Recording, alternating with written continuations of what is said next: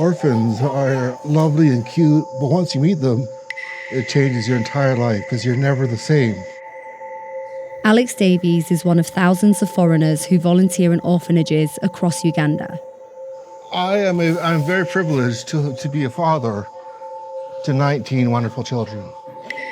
He's a former ESL teacher from Canada who's lived at Love Uganda Orphanage for the last 6 months. Children. Sometimes abused. Children. Sometimes abused. Children. Raped, kidnapped, and abandoned. Children. Thank God for Love Uganda Foundation. We are no longer orphans, but children of the nation. So who do they sing it for? Who is visiting for them to perform for? Guests from guests like you. Guests foreigners from visiting countries. This isn't a legally registered orphanage. Officials say that's not unique. There are at least 300 unlicensed children's homes operating without government oversight and funded through unregulated donations from overseas. Do you donate money? Yes. Do you mind me asking how much you donate? I sponsor children here, two boys, as well as to their education, school fees and whatnot. Now, if Alex comes and joins, so people will know him, so it will spread the news. So what, are you speaking to people in America and saying, hey, you should come sponsor a child, Yes. you should come volunteer here? Yes, I do. Yeah. Daily. All right, Ryan. Let's get you in the settle. All right? Good night, honey. See you tomorrow. Unregulated orphanages in Uganda pull in up to $250 million a year from international donors, mainly from the US, Canada, Australia, and Europe. Websites and Facebook campaigns encourage people to sponsor children, volunteer, or sign up for travel packages that can cost thousands of dollars and include a stop at the orphanage. The promise of a financial windfall has pushed homes to recruit as many children as possible, even if they're not really orphans. The number of Ugandan children in institutional care has ballooned from less than 3,000 in 1992 to more than 50,000 today. 4 out of 5 of them have at least one living parent.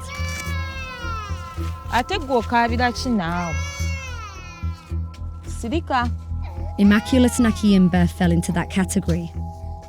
Nalina bazadde bange naye nga baali tebasobola kutuweerera, twali bangi ate nga tebalina ssente. Now she's a farmer with 5 children of her own. In a country where government schools are notoriously bad, only 40% of children who finish primary school can even read, many orphanages have schools attached. The administrator at Immaculate's promised a fully funded education for those who needed it. Abasobola okusponsalinga abaana era n'agamba abamulekwa. Immaculate hoped getting an education could pull her family out of poverty, and she liked going to school at the orphanage.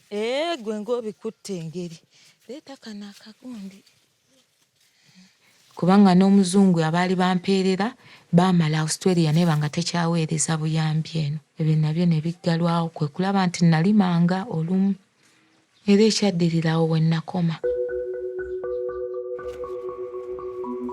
Dero tugenda nno kunona wali enku zino enku tezimala. Who do you blame for your experience? Ebyo byonna mbinenyezaamu omwami oyo yateekawo essomero eryo. Naye kale yagenda n'abagenda, yagenda n'abo abagenda era be yagenda nabo, kati ffe n'atuleka emabega.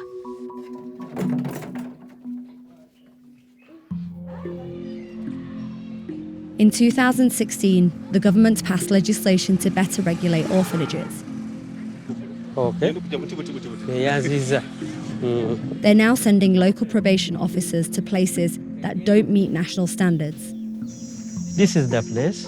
Yeah. So this is the administration. Joshua Mbozi has been in charge of shutting down orphanages in his district, that don't meet the minimum standards for the last 3 years. This orphanage, Save the AIDS Generation, only has 5 adults caring for 120 children. None of them are trained to work with kids, and Boise gave them 1 week to close. You have to sign and deliver it to the right person. No, let me first read it before I sign. This is operating an illegal orphanage where several children are kept without proper care. Chichi, toy nito yile na kaji wanloti of man. Nza mulikundu miliza mulikunta pressure. Mwindi anokusose mbawire documents. Mwindi anogo kubi mbawire buli kimu. Bakuwa ile sente muri. Kayo likwita kunikiriza. Biwa njenge ko, biwa nandisa. Ndida kuluta liwa nandisa. The thing is, you say Bamu we sente ngandibona. Now, let us deal with you. Biwa ya lumiriza. Mwa na Uganda. Iti mana, ibiru zinyeti everything. Biwa ya lumiriza. Amana ngamba bantu mama. Iwaja mu ofisi yote nanja muyange. Yange milioni tano wandi kuwanya. After being accused of taking bribes from the orphanage, Boise quietly dipped out. What about the children here? Are you just going to leave the children here? We are going to handle that later when you have enough money power. You don't, okay. When you have enough money power. 3 orphanages told Vice News that they pay in Boise so they can operate without a registration. The people at the orphanage, they accused you of asking them for money. Yes, that's a total lie. They said they are going to give you that they are going to give you evidence that they had the photos. You never ever asked them for money. Did you see any photo? No, but have you Nothing categorically completely. never asked the orphanage for money? Nothing completely. Why are there so many orphanages that are holding children that aren't orphans in Uganda? Number one, it's a business. It's a business. And they are convincing the Americans that we are supporting need the children. Barbara Carmichael, a healthcare administrator from Colorado, donates around $200 a month to Save the AIDS Generation. She started donating to and visiting the orphanage 5 years ago after seeing an appeal for help on Facebook. The Kamuli district authorities asked us to accompany them on a raid, they said, of an orphanage that wasn't licensed, wasn't registered, and was being run illegally, and the conditions were not very good. I mean, obviously they need to get a permit if they didn't have one, because I wasn't aware of that. However, what's going to happen to these kids if they shut it? Where are they going to put them? A lot of those kids have nowhere to go. Do you think that this is an issue for Ugandans, or this should be an issue for Ugandans rather than people like yourself? I don't think that's ever going to happen, and I'll tell you why. When people are desperate, when people are starving, they're always going to reach out to someone that's going to help them. So they're not going to go to their government.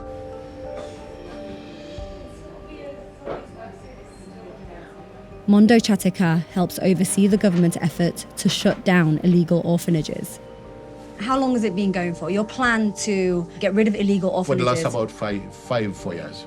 But why is it taking so long? So we don't want just to pounce on them because they are human beings in these homes. We give them an opportunity to be able to correct their wrong. Do you know Joshua I know Mboisi? Joshua as the probation and welfare officer. What is his reputation?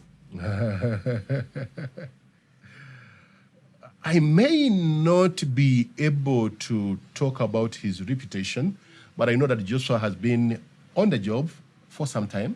I know some probation and welfare officers have been compromised. We've spoken to more than one person who say that they have been approached by Joshua Mboisi and that he's tried to extort money from them under the threat of potentially closing down the orphanage. The point I want to make is that nobody should be asked for money. So why would Joshua Mboisi be asking for money? Corruption. So can you guarantee that there's going to be a full investigation? I promise you it's going to be total. We are going to follow up until we get to the bottom of the problem. But more than a month after Save the AIDS Generation was raided, children still live there. The orphanage tells Vice News that it's now in the process of getting registered and that it paid Mboisi another $250 to keep operating in the meantime. Allegations Mboisi denies. The government in Kampala, meanwhile, hasn't finished its investigation yet.